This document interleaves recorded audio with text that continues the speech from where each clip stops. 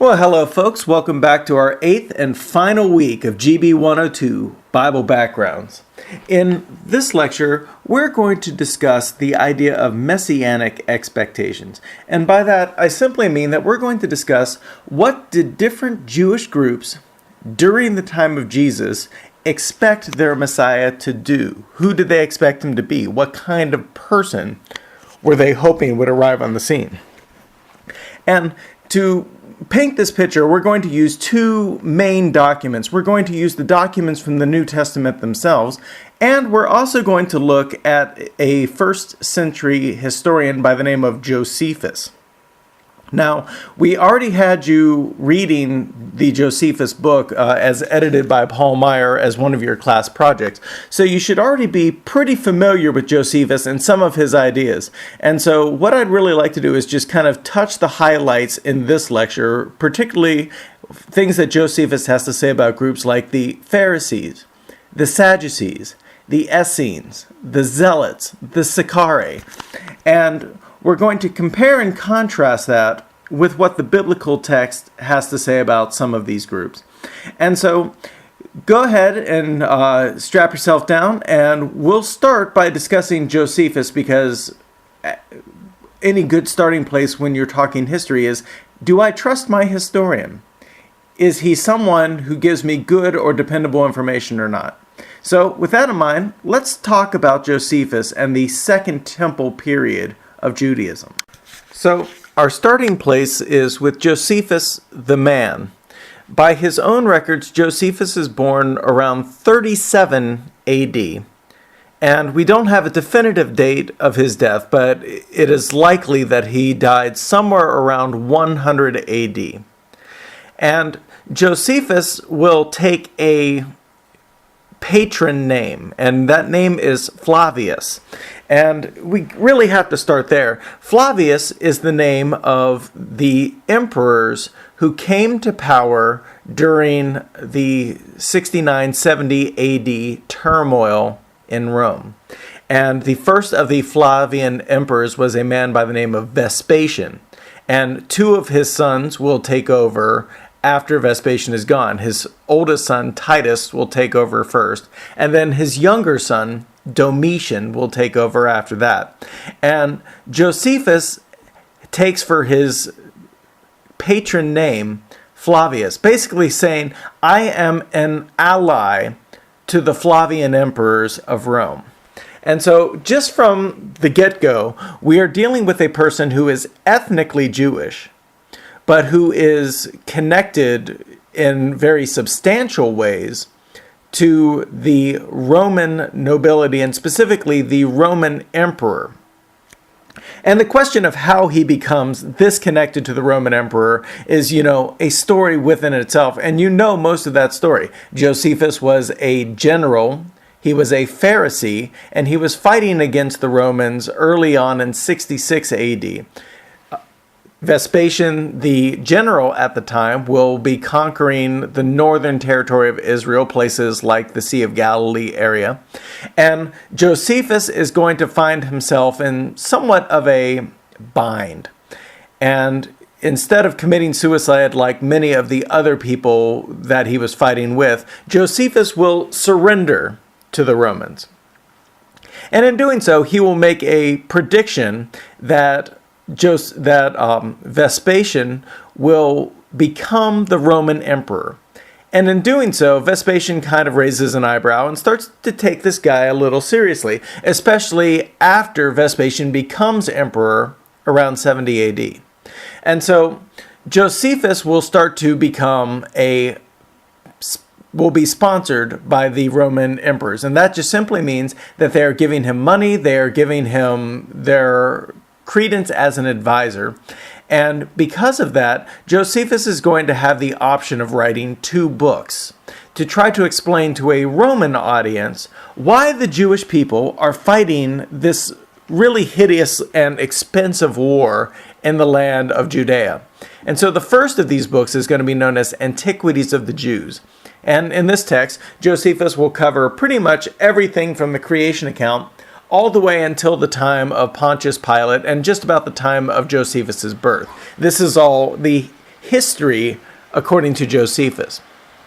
Now, a little later on, Josephus will also publish a smaller work called The Jewish War. And in this, he's going to specifically give a systematic account of the war as it first broke out and how it ended first with a destruction of the Jewish temple in 70 AD, and then the destruction of the Herodian fortress known as Masada in 73 AD. And so in all this, he's going to place blame. He's going to assess why did this happen, how did this happen, and who is really at fault for this thing going down that we call the war against Rome. So with all of Josephus's basic history out of the way, we should probably move on and ask the question, is Josephus a good historian? And this is kind of a loaded question because, what makes a historian good in the ancient times might not necessarily make him a good historian today. And so when we ask, is he a good historian, frequently we are really getting at two questions. The first is Josephus going to relate information that is true? Is he going to have either claimed to have seen something or at least use sources that say information that is true? That is usually the first litmus test we have when we ask, is he a good historian? The second question we're going to ask is he unbiased? Is he going to try to present history as an objective observer? Or is he going to have a couple dogs in this fight, as it were? Well, there are pros and cons to this, and scholars have argued back and forth for decades whether or not Josephus can be treated as a good historian or not. Here are some of the pros, at least, that personally I think make him a viable historical source. Now, notice I still hedge my bet there. He's not necessarily a good historical source, but he does make for a viable, a useful historical source. And the first of those pros is, during the time that Josephus is writing, we simply don't have many documents that have survived. The war was so brutal and so devastating, it destroyed so many major cities that many Jewish groups, like the Sadducees and the Essenes, simply will not survive the Roman conquest a second go-around. They're from 66 AD all the way to 73 AD. It's going to be so utter, so chaotic, that most Jewish records are simply not going to survive. And so one of the things Josephus has going for it is, during a time period where we don't have a lot of evidence, here's somebody who didn't just write a book, but wrote a massive book, a monumental book. And this is going to be very well attested throughout church history, throughout ancient history, that many people will look back to this time period and kind of scratch their head, says, I wonder what happened. And the one source they're going to have that they'll continuously hearken back to is Josephus. Now, a second benefit for Josephus is that he's claiming that he's got eyes on the ground, starting at about 40 AD all the way up until the present time when he's writing, which is somewhere between, again, 77 AD and about 90 AD. Josephus is going to claim, I was a witness, I saw this. Don't just take the historical record's word for it. Take my word for it. I was there. I can put some things to rights.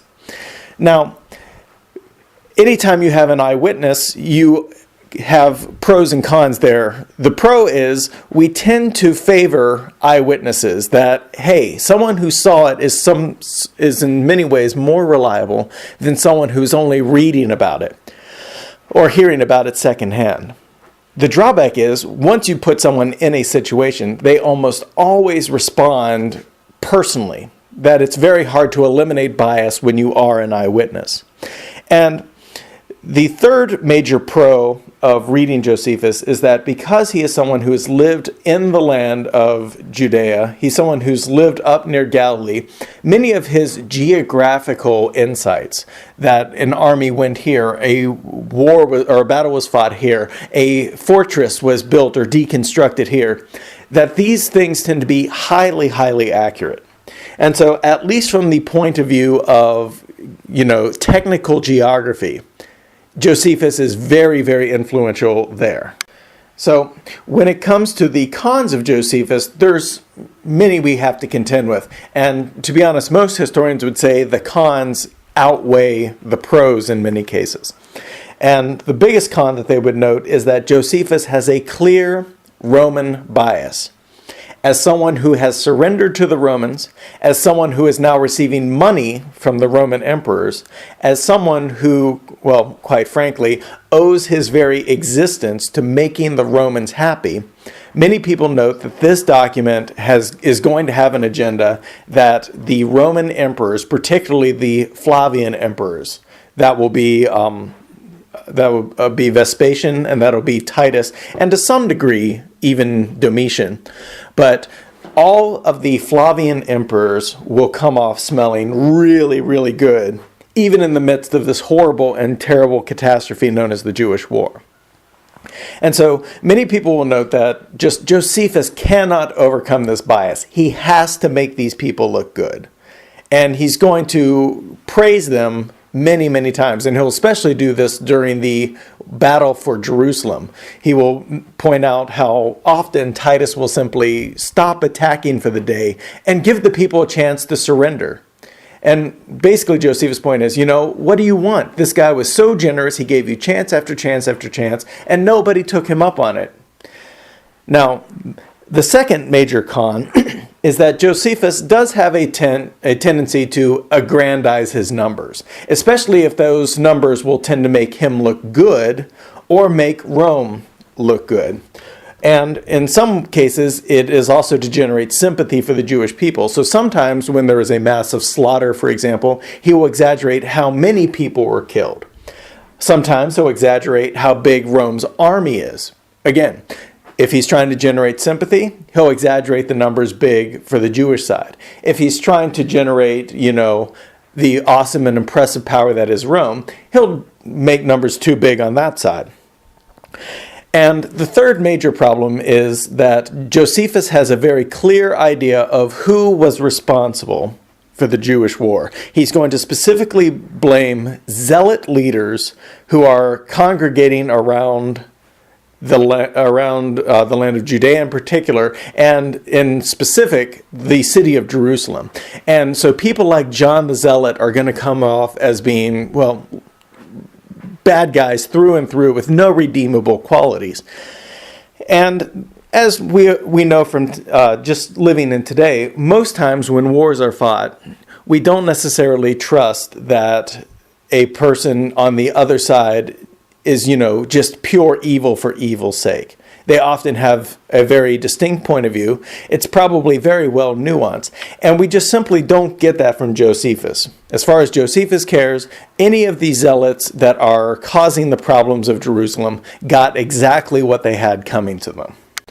So with all of this in mind, we are going to have to use Josephus as a source because, as I said, he's one of the few sources from this time period that survived. If we don't use Josephus, we're really kind of guessing and pulling at straws. So what we're going to do is we're going to look at things that Josephus has to say about some of the major groups within Judaism. We're going to look at some things that the Bible, particularly the New Testament, has to say about these groups in Judaism, and we're going to try to form a synthesis of these ideas. And it'll probably be easiest to start with the group that is in the leadership position and then work our way down from there. So let's start with the group that we would call the Sadducees. Now, this group is what is known as a sect. It is a subgroup within Judaism. All these groups that we will talk about, if you ask them, are you a Jew? They will say, yes. If you ask them, do you worship the God of Abraham, Isaac, and Jacob? They will say, yes. These groups are all Jewish, but they are sects. And so in many ways, think of it kind of like how in Protestant groups, you can have Baptists, you can have Presbyterians, you can have Christians, you can have, all the whole gamut of, conservative to liberal Protestant groups. The same thing is going to be true during the time of Jesus, that there are going to be many Jewish groups or sects, and the one that has the most political power is known as the Sadducees. This group developed approximately around 146 BC with the reign of the high priest John Hyrcanus. Now, basically what happened was that the Sadducees were becoming a group. Another group, known as the Pharisees, were becoming potent. And what will happen with John Hyrcanus is he will be both king and high priest. And the Pharisees are going to tell John Hyrcanus, we don't really like you taking both of those roles. You should do one or the other. And for them, they really seem to want to stress that John Hyrcanus should just be the high priest and not the king as well. Well, the Sadducees are going to encourage John Hyrcanus, and after we'll call it a misunderstanding where Hyrcanus felt like he was slandered by the Pharisees, he is going to join the group of the Sadducees, and from that time on, any of the high priests that come through the Hasmonean dynasty are going to be affiliated with the Sadducees. And so even during the time of Jesus, anytime you see the name high priest, you can bet this person is a Sadducee. And likewise, when you see that Jesus is being questioned or he's being confronted by Sadducees, what it means is that this is someone who is an ally to the current reigning high priest. Now, according to the New Testament text, the name of that high priest is named Annas, and he has a nephew who often acts as high priest when the Romans want him to. His name is Caiaphas. And so we'll look at both of those here a little bit further. But in general, Josephus has a negative view of the Sadducees, and particularly what he finds disenchanting about them is that the Sadducees are a very rich and aristocratic group. And Josephus likes to point out over and over again, he'll do it at least 5 times through his book, that the Sadducees can't get anything done with the common people because the people just don't like them. And so that the Sadducees frequently have to play nice with the Pharisees if they want to get the common people on board with an idea. Now, the Sadducees are going to have some unique beliefs that are not going to be shared by many other Jewish groups during the time. And probably the biggest is that the Sadducees are only going to count the Torah, which is the books of Genesis, Exodus, Leviticus, Numbers, and Deuteronomy. Those 5 books are the scriptures. They are the law of Moses. And so what that will mean is that if you came up to a Sadducee and you say, hey, but the book of Daniel says this, or the prophet Isaiah says this, they're going to kind of yawn and say, next. And the reason they're going to do that is because, well, there's going to be 2 main reasons. The first is going to be that the reforms of Ezra and Nehemiah were very Torah-centered. If you're in charge of the high priesthood, books like Deuteronomy and Leviticus are going to be your bread and butter for telling you how to do your religion and what you need to be doing as a worshiper. And so, simply put, the Sadducees aren't going to see a lot of need to put other scriptures at the same level as the Torah. Now, a second and interesting belief that they have that will be confirmed by the Gospel of Matthew and by the book of Acts is that the Sadducees do not believe in the resurrection of the dead. And as we looked at in earlier lectures, the resurrection of the dead was a belief that really kind of started picking up steam during the time of Isaiah, somewhere around 740 BC, and really kind of hit its stride during the exilic and post-exilic period. And of course, this makes sense with their first belief. If they don't believe that anything outside of the Torah is scripture, they're certainly not going to find any proof of the resurrection of the dead until you get to later biblical documents. Now, there's also a second reason for this. You see, the Sadducees, being related to the Hasmonean line of high priests, are really not looking for someone to come in and cleanse the high priesthood. Simply put, they think that the Messiah has already come. The people like Judas Maccabeus, Simon, the son of Matthias, all of these people that came in, Jonathan, the son of Matthias for that matter, all these people who came in during the Maccabean War basically saved the temple and put the Sadducees in charge. And so one reason they're not looking forward for any kind of resurrection of the dead or even a new Messiah is they already think the Messiah has come, and the result of that was they put the Sadducees in charge. And this is what is known as a realized eschatology, where their view of the end is already here. It's already done. We're living in the last day, and aren't you glad it panned out so well for us kind of mentality. And so because they believe these messianic claims are fulfilled, because they are only using very small amounts of Scripture, specifically just the first 5 books of the Bible, that these Sadducees are not going to be very popular with the common people. But they are going to be the ones in power. Now, let's look at some of the major beefs that the Sadducees had with Jesus Christ personally. And the first major issue they have is, we find this at Jesus' trial in Matthew 26, that they are claiming that Jesus predicted that he would destroy the temple and rebuild it in 3 days. Now, the Gospels do verify that Jesus did say this phrase, but they would also say Jesus didn't mean the temple in Jerusalem. He is specifically talking about his body, i.e., execute me, and in 3 days I will be resurrected.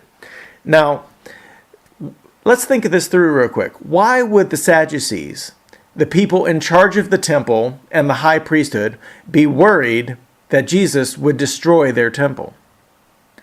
Yep, there's really not much more to it than that. These people are protecting their interest, and if we have a prophet going about saying that the temple will be destroyed in 3 days, and if your job is to work at the temple, to serve at the temple, all of your money and your power comes from being in charge of this temple, guess what? Any threat to the temple is a threat to you. And so that is the major reason the Sadducees are going to collectively try to kill Jesus and plan for this for some time. Now, the straw that's going to break the camel's back with this group is during Jesus' trial, according to Matthew 26:64, Jesus is going to give a loose quotation of Daniel 7:13, where he says that the Son of Man is going to come with the clouds of heaven with his angels at his back. And Jesus specifically says this to the high priest. The high priest is asking Jesus, "Are you the Christ?" And Jesus says, "You're going to see me coming with the clouds of heaven with angels at my back." Basically saying, you are going to see me acting as God's divine messenger with supernatural power equal to, if not greater than, any angel you've ever seen. At this point, the high priest is going to rip his robe, and he's going to say, Jesus blasphemes. And as we've looked at several times, if it's not true, yes, this is a blasphemy. However, that is the point that the gospel writers are trying to get you to look at, that Jesus is claiming it is true, and he's backing it up with not only the way that God vindicates him through his ministry, but by the way God vindicates him in the resurrection. And so, while we're on the subject, Matthew 22 is going to show another interesting altercation with the Sadducees, where the Sadducees are going to pose a question to Jesus about whether or not there's a resurrection of the dead.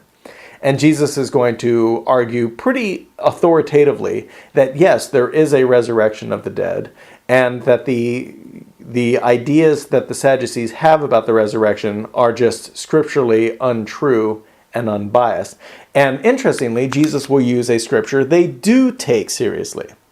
When Moses is introduced to God on Mount Sinai by the burning bush, that God is going to introduce himself saying, I am the God of Abraham, Isaac, and Jacob. Not I was the God, but I am, present tense. And Jesus points out this present tense and basically says, you see, we know the resurrection is true because God doesn't say, I was the God of Abraham. He says, I am the God of Abraham, suggesting continuing action that Abraham is alive.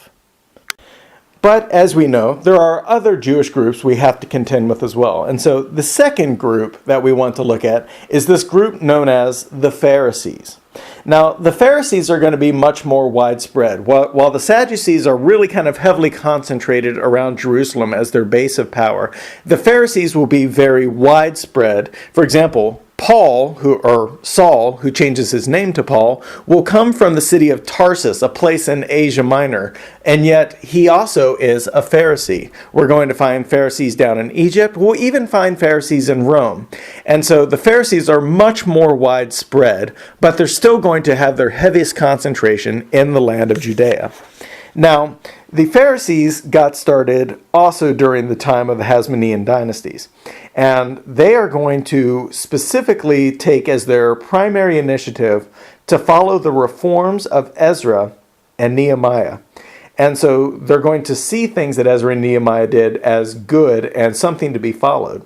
And so they're going to advocate very strict racial isolation. They're going to basically say a Jewish person cannot marry a non-Jewish person. They're also going to advocate things like strict Jewish dietary regulations. And so you have to eat kosher foods. You have to tithe all of your food properly. And likewise, you have to follow the cleanliness laws. If you have any kind of contact with an unclean thing or you touch something dead, you have to wash yourself in a ritual basin known as a mikvah. And so all of these things are going to accumulate, and the primary assessment, at least from a Christian perspective, is that many of these Pharisees, in their zealousness to try to obey the law of Moses, will actually create quite a number of extra laws and extra rules. They'll call this an oral tradition. And that this tradition will be made to help people follow the laws of Moses better. And it's particularly an idea known as fencing the law. That if the law is, don't do this, we're actually going to make our rule that you can't get anywhere close to that law. So therefore, you'll never run the risk of breaking the law itself. You might break the tradition, but you won't break the law. And again, as we looked at before, the primary reason for even thinking this way is the assessment that the Jewish exile in Babylon and under Persian rule and then under Greek rule and now under Roman rule, this whole thing happened because the people sinned. And the only way to keep it from happening or getting worse is to make sure that the people follow the law to the letter. Now, this is going to be another one of Josephus's biases. If you ask Josephus, what kind of Jew are you? His answer is, I am a Pharisee. Now, interestingly, he will have also tried his hand at being an Essene for a little bit as well, but he's going to strongly advocate for the Pharisees. Now, interestingly, he is going to associate more with the Pharisees who have money. He is going to still really kind of chide Pharisees that would be from the poorer classes. So even though Josephus is a Pharisee, he makes a very quick distinction between Pharisees who are rich and who have, status socially, and those that do not. So when it comes to the beliefs of the Pharisees have a much more grand idea of Scripture. That for the Pharisees, Scripture is the law, or the Torah, the prophets, and the writing. And all of these three groups constitute the Scriptures. Now, they don't make a list of what those documents are until after the time of Jesus. When they will make a list, it will be what we call the Hebrew Bible today. And so all of the books that are in a Protestant Old Testament will be in the Pharisees' version of the Scriptures as well. Interestingly, the Pharisees don't make a strong stand on the Apocrypha. Now, when it comes to the eternal things, the Pharisees are going to have this idea that the soul is immortal, that when a person dies, their body dies, but the soul continues on. And then that they also have a belief that goes along with that one day God will raise up the bodies of everyone who died and join the souls back with their bodies. This is what they mean when they say resurrection of the dead, that the soul, which is living forever, will be put back into its original body and that it will be rejoined, hopefully permanently. And this is what can be called an anticipated eschatology. And again, eschatology is just the fancy theological word for the study of the end of things. And so, for the end game of the Pharisees, they are anticipating the resurrection of the dead. And so when it comes to what they're expecting from a Messiah, they're expecting someone who can purify the high priesthood, because the Pharisees, being sticklers for the law, are not going to like the way that the Sadducees are following the law, especially when it comes to the temple. And so they're going to expect a Messiah to specifically purify the temple, to restore the high priesthood to its true Aaronic roots and not to its Hasmonean roots. And that this Messiah will also some way be strongly intertwined with this resurrection of the dead. Now, if you're at all familiar with the New Testament, you would know that the Pharisees, for as much as they seem to have in common with some of the things that Jesus does, are not going to get along with Jesus all that well either. Now, the biggest thing that the Pharisees are not going to like about Jesus is that Jesus does not follow the Sabbath laws, and he doesn't follow their washing customs. And so things like Luke 6 verse 7 and Matthew 15:22 are going to show Jesus doing things like healing on the Sabbath, working on the Sabbath, walking or even picking grain on the Sabbath. And likewise, Jesus' disciples won't wash their hands according to the Jewish tradition. Jesus is never described as going to a mikvah to wash himself and purify himself. And so the Pharisees are really going to be, they're not going to like the fact that Jesus seems to be a lawbreaker. And this is going to be the primary question the Pharisees will ask in between themselves. They're going to say, how is he able to do these miracles when we think he's a sinner? Basically, they're saying one of these things can't be true. He either can't be doing real miracles or he can't be a sinner. But they don't have a paradigm that allows for him to be doing both things that he's doing at the same time. Now, another interesting thing is the Pharisees want to advocate having a strict division between Jews and non-Jews. And so that means you can't marry an Edomite, you can't marry a Samaritan, you certainly can't marry one of those Greeks or those Romans and still be a good Jewish person. And so when a Pharisee asks Jesus, who is my neighbor? They've asked Jesus, what are the two commandments? Jesus tells them, love God with all your heart and love your neighbor as yourself. The question they want to know is, who is my neighbor? And the reason they're asking that question is because they've already decided that has an answer. The neighbor is a Jewish person. And so, interestingly, Jesus will tell them a story of a Jewish person who is beat and robbed. He is going to be left for dead. And then who comes along the way but a Jewish priest, a Jewish Levite? They're going to see the man, but they are not going to help him.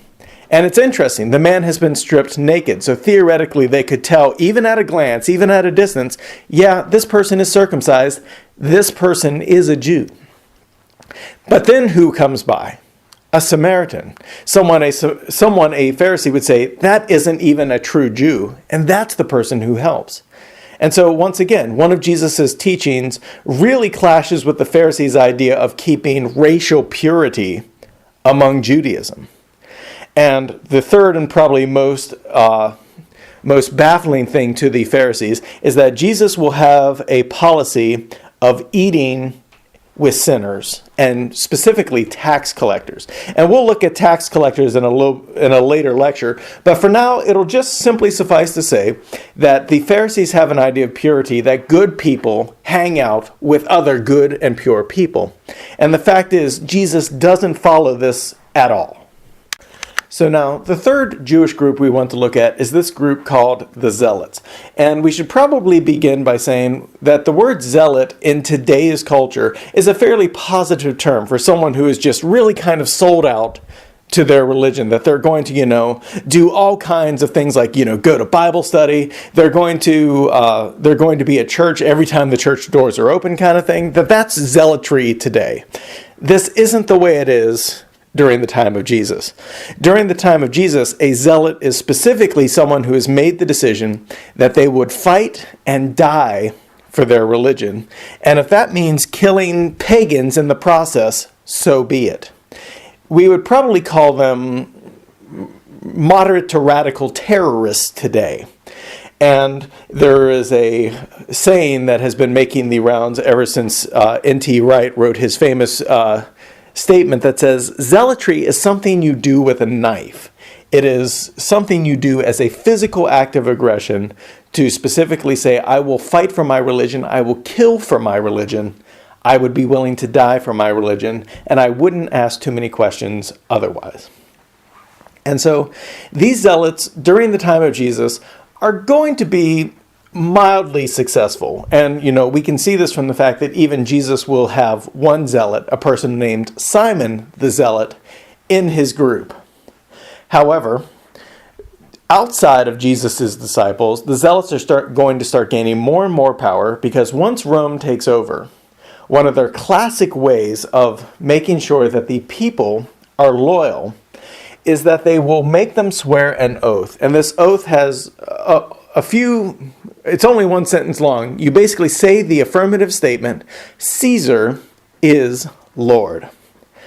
Now, the Christians, of course, have a very interesting response to this, that if you, as Paul says, a person cannot say, Jesus is Lord, save the Holy Spirit is leading them. But the zealots are going to have a very different call to arms. They're going to say there is only one Lord, and that Lord is Yahweh, the God of Abraham, Isaac, and Jacob. And if you make us say otherwise, just like the wars over circumcision with the Greeks, we'll fight a war over this oath. And so, as we get closer to the mid to late 60s AD, the Romans are going to start making more and more demands of the Jewish people religiously, and the Jewish people are going to become more and more hostile, and the zealots will be kind of at the front of this pack, stirring this crowd. At least that's according to Josephus. And one of the major things that we notice from this is that these zealots, as they begin trying to create problems for the Romans, that they will start resorting to things like theft, like banditry, like armed insurrections. And so when we see people like the thieves on the cross that Jesus is crucified with, or even the man who who Jesus took his place, a man by the name of Barabbas, that these people may have been affiliated with the zealots, at least in terms of the things that they were doing, is very similar to things that Josephus describes zealots doing.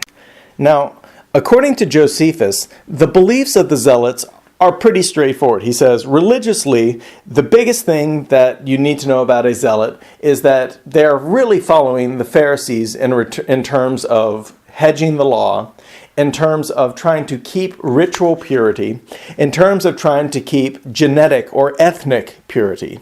And so, in those regards, if you put a Pharisee and a zealot side by side and you had them have a theological discussion, they're probably not going to get in too much of a tiff over theology. The main difference between a zealot and a Pharisee is their politics. And it specifically is centered on this oath around Caesar, that they will not offer sacrifices in Caesar's name. They will not offer any sacrifices on behalf of the Roman government. And they will not take the oath declaring that Caesar is Lord. And so, again, as the Romans become much more pressured to get everyone in their empire on the same wavelength here with, paying homage to Caesar by declaring him Lord and throwing incense towards him, by making sure that every major temple is sacrificing in the name of Caesar, well, the zealots aren't going to stand for it. And the more they see Jewish groups saying, yeah, we'll go ahead and make a few compromises, the more and more the zealots will become angry at the state of affairs and openly push for revolution and rebellion. Now, when it comes to the zealots, we should probably look at a particular subgroup, that there is a group that was calling themselves the Sicarii.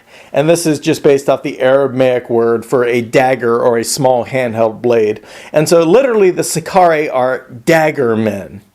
And according to Josephus in, for example, the Jewish War, chapter 7, he describes the Sicarii as people who saw it as their duty to try to kill Roman soldiers. So basically, these Sicarii are going around with knives hidden on their person.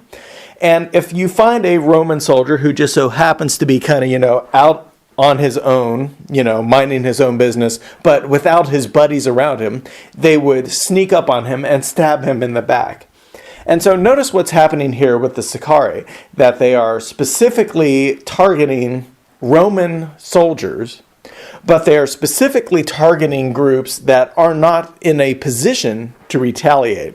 And this is what we would often call guerrilla tactics today, that we are specifically not here to fight a full-blown or fully pitched battle, but we will take pot shots at the people we don't like. Now, in addition to all of this, the zealots will have what could be called a militant eschatology.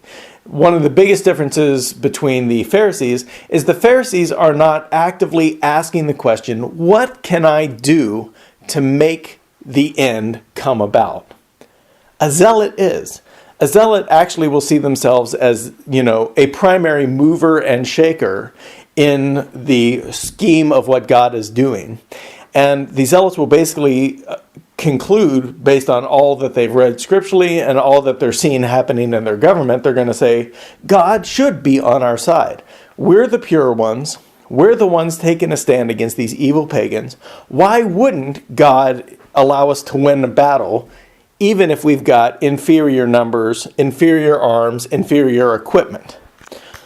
And so this is what is frequently known as a militant eschatology, where the people involved in this type of belief are actively asking themselves, what can I do to bring about this new kingdom of God I'm hoping will get established?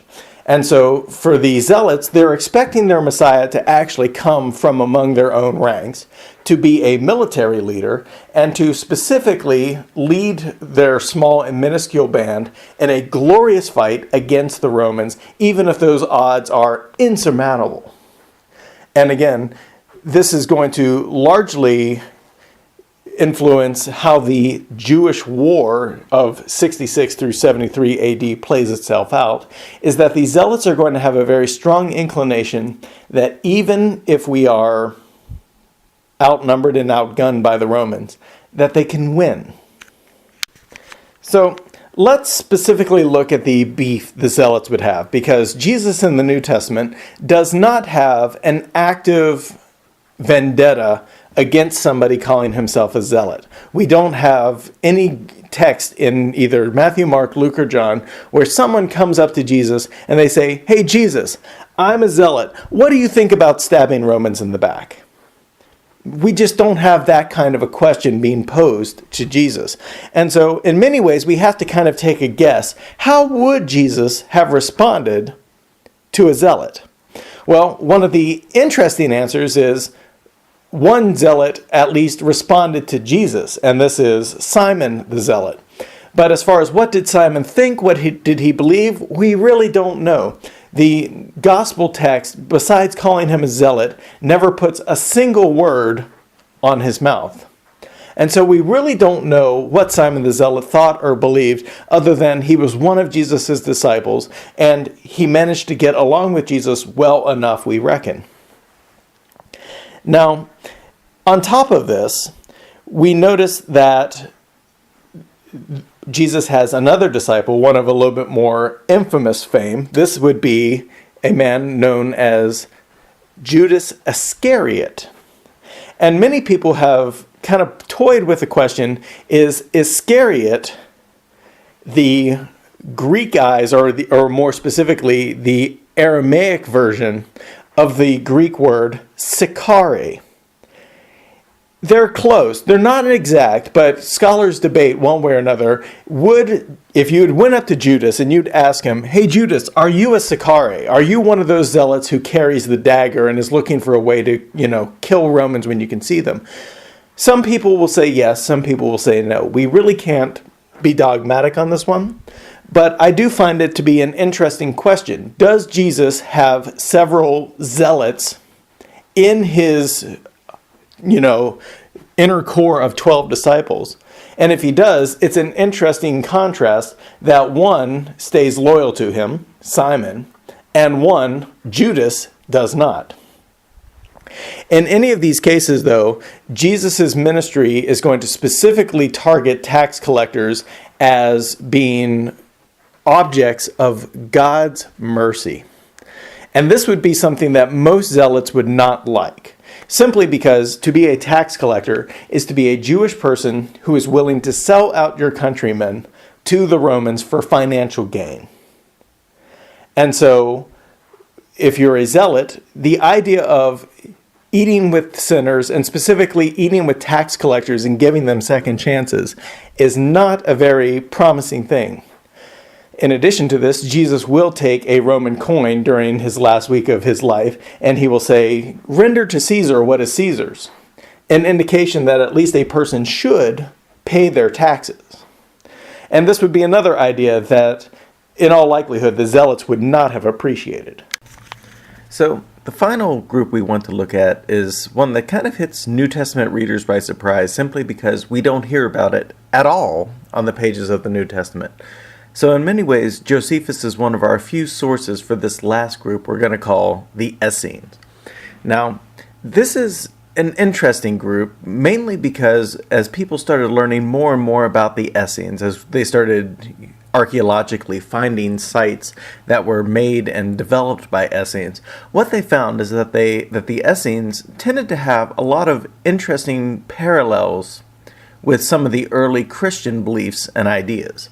And so, for example, to get into a Essene community, you get in by having a ritual washing ceremony. Now, a major difference is that in the Christian washing ceremony, someone baptizes you, they dunk you, and that someone else has to do that. In the Essene washing ceremony, a person washes themselves, so there is a slight difference there. Some places where the parallels are a little bit more exacting, for example, neither the Essenes nor the Christians would make oaths. According to Matthew 5:34, Jesus teaches his disciples that instead of making an oath in the Lord's name, they should just say, your yes is yes and your no is no. Another interesting parallel, the Essenes do not believe in getting married. And so an Essene community is an entirely male community. And this will have a couple of parallels. For example, Paul, in his missionary journeys, never gets married. Jesus, according to tradition, never gets married. John the Baptist never gets married. And so while the Essenes have more of a strict no crossing of the lines, that they will not have women in their community at all, there is a sense that a lot of the early Christians also had a very strong belief that not getting married is a better choice than getting married. And likewise, as another common parallel is that the Essenes and the early Christians will have what is called common possessions. And this is basically the idea that they will live together, they will share all of their goods, their clothing, etc., and so that they won't have this idea that I own something and you don't own it. If you're a part of the community, everybody owns everything.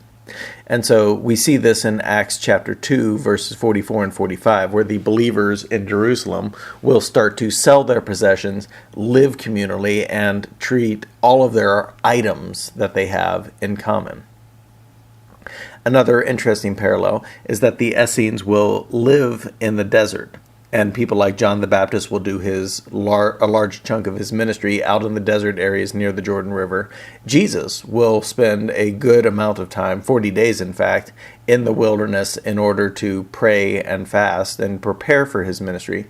And throughout his ministry, he will also adjourn to kind of secluded places to be alone and pray. And so while it won't be as hardcore as the Essenes, who will just choose to live away from society in very distant places, the Christians will have a number of parallels to Essene ideas. So the biggest thing that you need to know about the Essenes is that they chose to live away from the Jewish community, specifically because they believed that the Jewish nation as a whole had become corrupted by sin and compromise. And so the Essenes would look at other groups like the Sadducees, who are basically maintaining their power because they are playing nice with the Romans. And they're going to say, that isn't a true priest. In fact, it's not even a true sacrifice anymore, simply because it's been compromised. It's been tainted with sin.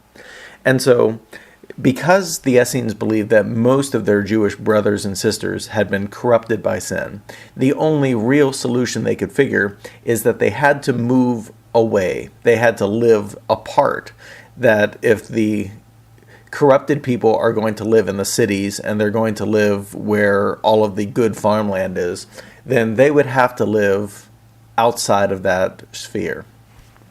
And so many of the Essene communities, such as the community of Qumran, just a little bit to the north and to the west of the Dead Sea, will be a major place where the Essenes will congregate away from classical Judaism centers. And so eschatologically, these Essenes also believed in the resurrection of the dead. And one of the places where they differed is that as a small minority group, they firmly believed, just like the zealots, that God was on their side. Now, unlike the zealots, they won't take it to a military conclusion, but they will take it to a very strong idea that the Messiah is on their side. God is on their side. And when this Messiah shows up, he's going to get this ball rolling, and he's going to specifically single out the Essenes as being kind of the new chosen people. And so as a sect, these Essenes frequently saw themselves as the true Israel among a very corrupted Israel, and that to escape that, they would go to the desert. They would purge themselves with various rituals of washing. They would follow a very, very strict moral code. And eventually what they expected was when the Messiah shows up, he will lead us out of the desert into Jerusalem, and he will clean house. Whoever was righteous will get to join us, and whoever wasn't righteous will perish. And so in many ways they had this eschatology, not of military, but of expectation, someone like the Pharisees, that God would vindicate them, and in doing so would punish the wicked among their brothers and sisters. So because of this eschatology, the Essenes, as far as the different Jewish groups go, actually had the most strict rules when it came to ritual purity and washing.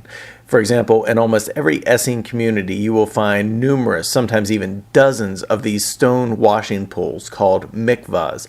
And their purpose is that every day a person would wash, sometimes even several times a day. So if you did something that would make you ritually unclean, for example, you touched someone with leprosy, you woke up and you had a wet dream, or any other number of things that would make a person ritually impure, the end result of that is you had to bathe in water. And these mikvahs are specifically built for the purpose of washing. Now, the Essenes aren't going to be the only Jewish group that is going to have this ritual washing practice, but they are going to be the group that is going to make the most use of it. Now, you couldn't just become an Essene. You couldn't show up on their doorstep and knock on the door and say, hey, I would like to become an Essene. I like what you guys are up to. This is a group that is going to make anyone who is a Jew who wants to become an Essene go through about a 3-year period just to see if they could hack it in the community. And so for the first year, you basically just kind of watch. You're an observer, just making sure this is the kind of community life you want. If you still say yes after about a year, then you move up to a 2-year process where they start slowly but surely treating you like you're a part of the community. Now, the reason for this is that they don't want any sin to corrupt the community. And so if you're a person who isn't quite sure you can live this kind of sinless, or this, not entirely sinless, but if you can't live this close to perfect life, then this isn't the kind of place for you. And so this process is made to weed out people who aren't ready for this kind of commitment. And additionally, if a person is a member of the community, but then they stumble into sin and do something pretty serious, that they are often kicked out of the group. And it is expected that, according to their rules of their society, that they would actually starve themselves to death. That they would just take this commitment so seriously that, okay, I have broken faith with this community. Now the only thing left for me to do is die. And so the Essenes are going to be interesting community. They're going to be a separatist community. And many people have wondered just through the years, did early Christians get ideas like asceticism? Did they decide to become monks in the desert as we see in the 2nd and 3rd centuries? Did they decide to become celibate priests because of being influenced by Jewish movements like this? Or was it simply that just within Judaism there is this drive towards purity, especially sexual purity, and that this manifested in a celibate ethos? So now, like the zealots, because the Essenes are not mentioned in the New Testament, we really kind of have to speculate on whether or not they would have had a beef with Jesus. Simply put, if Jesus was walking down the street one day and an Essene walked up, would an Essene say, "Hey, Jesus, I like what you're doing"? Or would they, like the Pharisees and the Sadducees, find some things wrong with what Jesus is up to? And, of course, this has sparked quite a lot of debate simply because the New Testament is entirely silent on the question of Essenes. None of Jesus' disciples are claimed to be Essenes. Jesus never self-identifies as an Essene one way or another. And so people have wondered from time to time, is Jesus an Essene? Is John the Baptist an Essene? Or at least if you would ask an Essene, is Jesus one of you? Would they have said yes? And while I think that these kind of conjectures are interesting, and it is interesting to show where they are similar, for this lecture I'd like to simply point out the major places they're different, because my overall conclusion is, if Jesus had met an Essene, odds are the Essenes would have said, we've got a few things in common, but we really are different on the major things we care about. For example, the Essenes have a very, very strict idea of cleanliness. And so if a person does something that would make them ritually unclean, touch a woman on their period, for example, or if they would have a wet dream in the middle of the night, if they would touch a person with leprosy or some other skin rash, all of these things would require the person to basically offer A, a sin offering, and B, that they'd have to go wash in the mikvah at least once. And since the Essenes really didn't want to risk this kind of defilement, they lived apart from many of these things. So women couldn't be a part of their community, people with skin diseases couldn't be a part of their community. It was basically a way of trying to separate themselves from things that would cause ritual impurity. And as we've looked at things that Jesus does in other lectures, Jesus seems to actually go out of his way to touch, to interact with people that would have made him ritually unclean.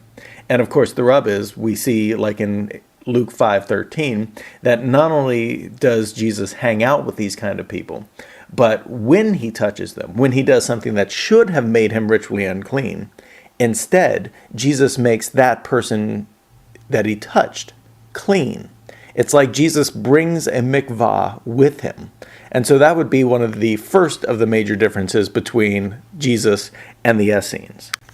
Now, a second difference is, especially when we come to how does a person become a Christian, we really don't see this idea of having a probationary period, that almost all of the conversions we see happening in the New Testament are fairly instantaneous. A person is told the gospel of Jesus Christ, and they are asked immediately, would you like to respond to this? Would you like to be baptized? Would you like to announce that you are a believer in Christ as the Lord?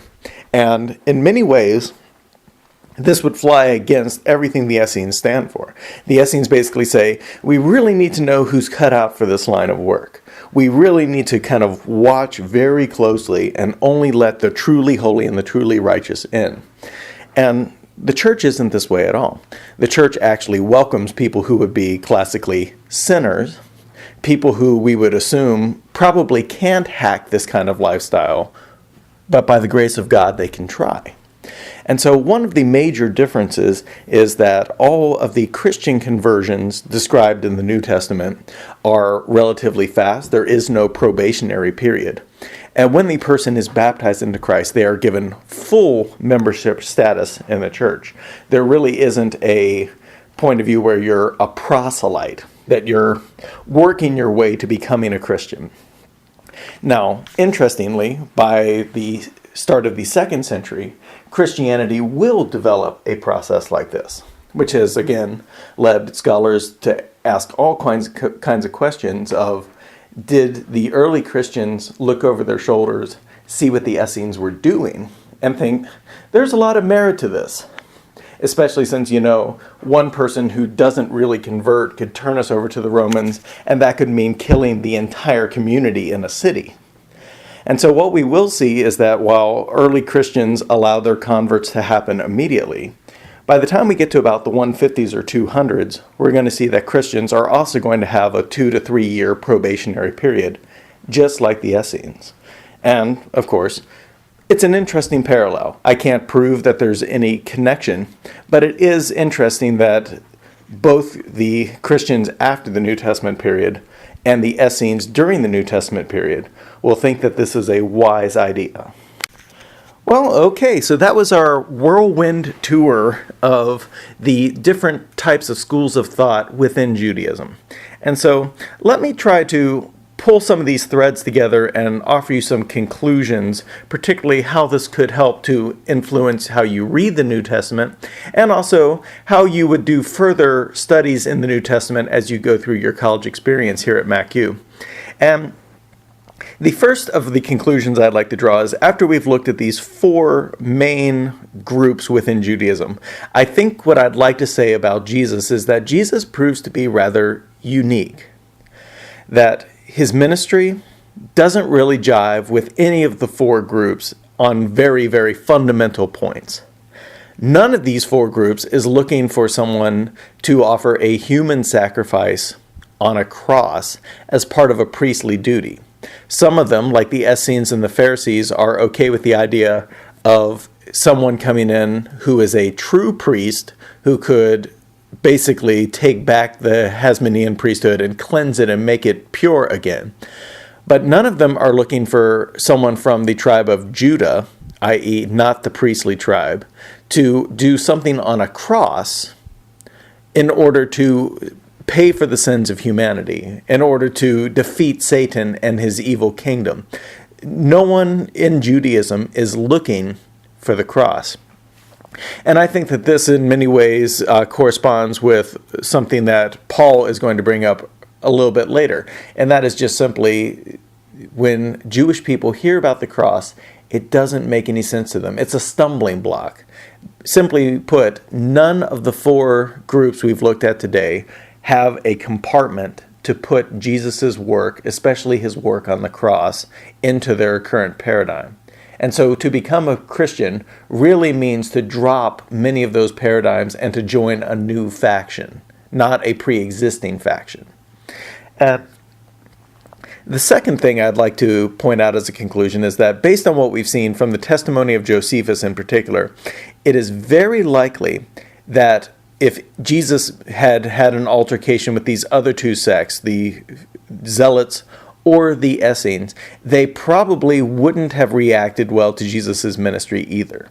Now, of course, we know the Pharisees and the Sadducees don't react well to Jesus' ministry at all. In fact, they react so poorly that eventually Jesus ends up on a cross because of their plotting.